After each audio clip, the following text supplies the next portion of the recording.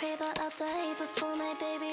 I'll take a risk if anyone tries to touch my Assalamualaikum warahmatullahi wabarakatuh.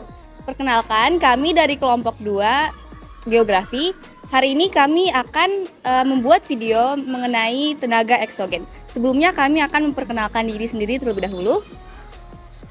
Nama saya Afia Yasmin dari nomor absen 3. Nama saya Intan Dwi Sulistiani dari nomor absen 21. Nama saya Cleverina Citraningrum nomor absen 15. Saya Klisha Tariahna, absen 9. Saya Mikael Fatimu dari absen 24. Saya Alaya Humara Putri Segara dari absen 5. Saya Khadijah Reina Mahamboro dari absen 22. Saya Reza Albani dari absen 34. Saya Fawid Agustiawan dengan absen 19.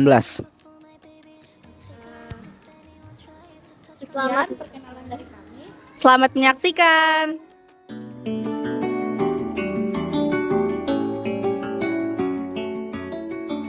Penelitian eksogen. Tenaga eksogen adalah tenaga pembentuk permukaan bumi yang berasal dari luar bumi, termasuk kegiatan manusia yang berasal dari atas permukaan bumi. Tenaga ini dapat mengubah bentuk permukaan bumi melalui prosesnya pelapukan, erosi, dan sedimentasi. Tenaga eksogen bersifat merusak dan mengikis permukaan kulit bumi, terutama pada bagian tinggi, namun juga mengisi bagian-bagian rendah. Faktor yang memiliki peran sebagai tenaga eksogen antara lainnya adalah air, angin, organisme, sinar matahari, dan es. Tenaga eksogen tersendiri terbagi menjadi 4, yaitu pelapukan, erosi, mass wasting, dan sedimentasi. Yang pertama itu pelapukan. Pelapukan tersendiri terbagi menjadi 3, yaitu mekanik, kimiawi, dan organis. Yang kedua itu erosi. Erosi tersendiri terbagi menjadi 4. Yang pertama itu abrasi, eksarasi, dan deflasi. Yang ketiga itu mass wasting. Yang keempat sedimentasi. Sedimentasi tersendiri terbagi menjadi 3, yaitu fluvial, marin, dan eolin. Pelapukan mekanik. Pelapukan mekanik merupakan proses penghancuran bebatuan yang tidak mengubah struktur kimia dari batu tersebut. Jadi, ketika struktur suatu bebatuan sudah hancur, struktur kimianya itu tetap sama seperti saat sebelum hancur. Faktor pelapukan mekanis yaitu perubahan suhu secara tiba-tiba, pergerakan air, dan pergerakan es. Contoh dari pelapukan mekanis yaitu pembekuan dan pencairan air di dalam celah-celah batu dan pembentukan kristal garam di dalam bebatuan. Pelapukan kimiawi. Pelapukan kimiawi atau dekomposisi adalah proses penghancuran massa batuan yang disertai dengan perubahan struktur kimianya. Pada gejala dekomposisi terjadi reaksi kimia antara massa batuan dengan zat pelapuk seperti air, karbon dioksida, atau oksigen. Nah, contoh dari hasil pelapukan kimiawi adalah stalaktit dan stalagmit. Bebatuan ini ditemukan di dalam gua kars dan terbentuk karena hasil tetesan atap gua yang mengandung kalsium karbonat dan mengkristal. Tetesan itu mengendap dan mengeras membentuk seperti kerucut. Kerucut yang menggantung di langit gua namanya stalaktit, sedangkan yang ada di dasar gua dinamakan stalagmit. Pelapukan organis. Pelapukan organis merupakan proses penghancuran bebatuan yang disebabkan oleh makhluk hidup, seperti tumbuhan, manusia, dan organisme. Contoh dari pelapukan organis diantara lainnya yaitu pembentukan lumut di dalam bebatuan, penghancuran bebatuan karena aktivitas manusia, dan organisme kecil di dalam tanah. Ablasi adalah erosi yang disebabkan oleh air yang mengalir. Air yang mengalir menimbulkan banyak gesekan terhadap tanah yang dilaluinya. Erosi yang disebabkan oleh air yang mengalir dibagi dalam beberapa tingkatan sesuai dengan tingkatan kerusakannya, yaitu sebagai berikut. Yang pertama ada erosi percikan. Yang kedua, erosi lembar atau sheet erosion. 3, erosi alur atau rill erosion. 4, erosi parit atau erosi selokan. Abrasi adalah suatu proses pengikisan air pantai yang disebabkan oleh arus laut dan gelombang laut. Kerusakan garis pantai tersebut dipacu oleh ketidakseimbangan daerah pantai tersebut. Salah satu cara mencegah abrasi adalah dengan menanam hutan mangrove. Eksarasi yaitu erosi yang disebabkan oleh hasil pengerjaan es. Jenis ini terdapat pada daerah yang memiliki musim salju atau pegunungan tinggi. Proses terjadinya erosi diawali oleh turunnya salju di suatu lembah pada lereng atau perbukitan. Deflasi yaitu erosi yang disebabkan oleh tenaga angin.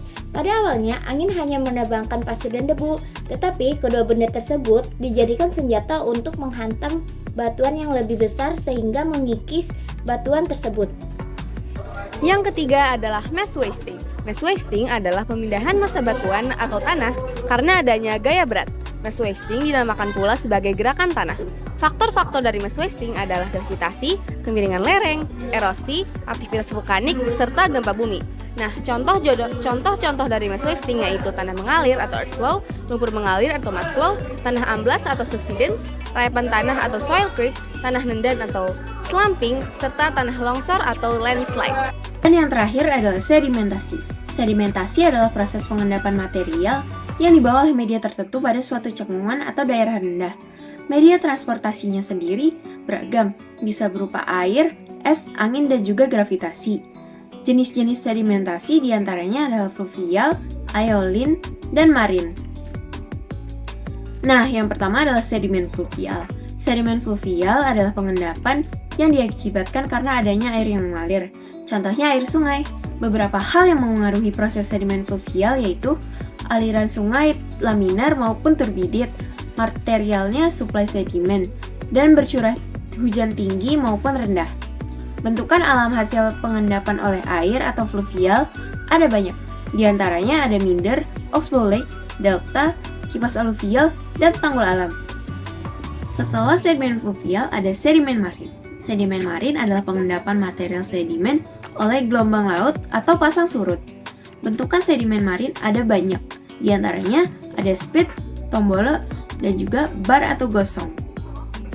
Dan yang terakhir adalah sedimen eolin. Sedimen eolin adalah pengendapan material sedimen oleh media transport angin. Ada beberapa hal yang memengaruhi terbentuknya proses sedimen eolin. Di antaranya adalah media transport berupa angin, material sedimen pasir, geomorfologi pantai dan gurun, dan iklimnya curah hujan sedikit. Contoh bentukan alaminya yaitu gumuk pasir. Dampak positif tenaga eksogen ada 3. Yang pertama, terbentuknya permukaan bumi yang unik karena adanya proses pelapukan. Hal ini bisa dimanfaatkan sebagai objek wisata dan berguna juga sebagai mata pencaharian masyarakat sekitar. Yang kedua adalah terbentuknya habitat baru. Hal ini dikarenakan oleh pelapukan bebatuan yang menghasilkan tanah yang baik untuk tumbuhan-tumbuhan. Dan yang terakhir adalah terbentuknya tanah yang subur karena adanya proses sedimentasi.